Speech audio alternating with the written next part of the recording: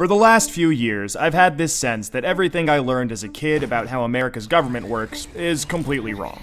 But I had no idea how bad things actually were until I saw this one graph.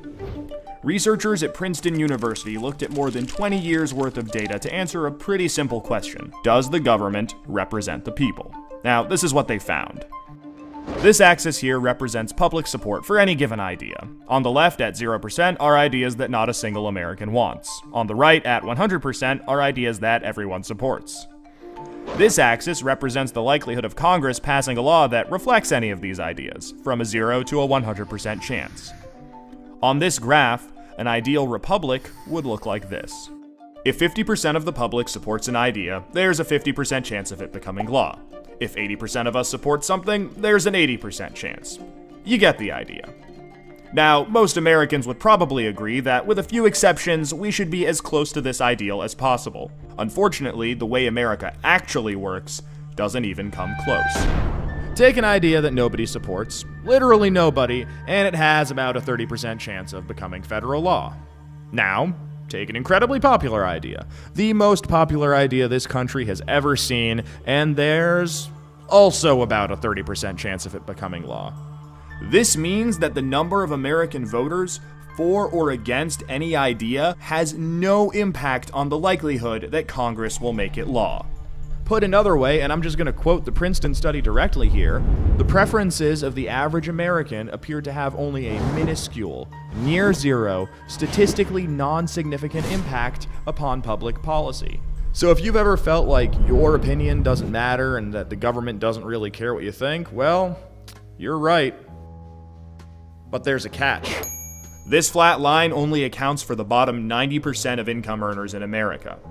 Economic elites, business interests, people who can afford lobbyists, they get their own line. Look at how much closer their line is to the ideal. When they want something, the government is much more likely to do it. And when they don't, they have the power to completely block it from happening, no matter how much the rest of the country supports it.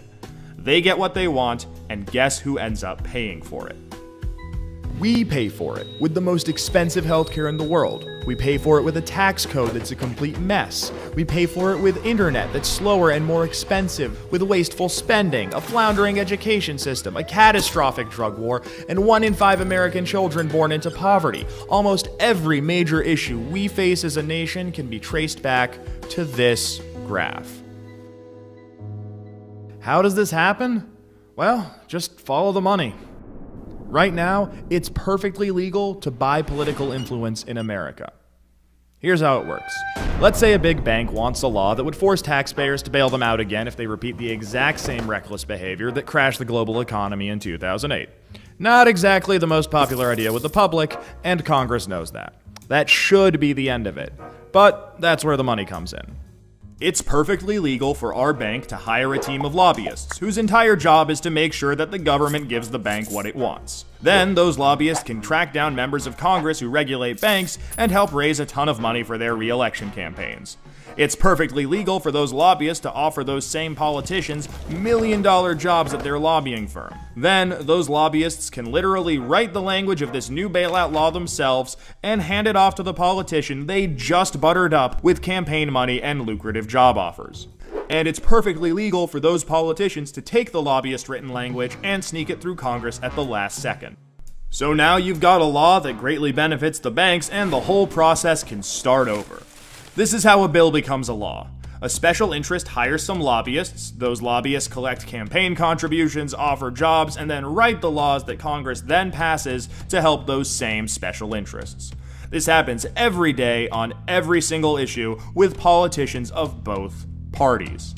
In the last 5 years alone, the 200 most politically active companies in the United States spent $5.8 billion influencing your government.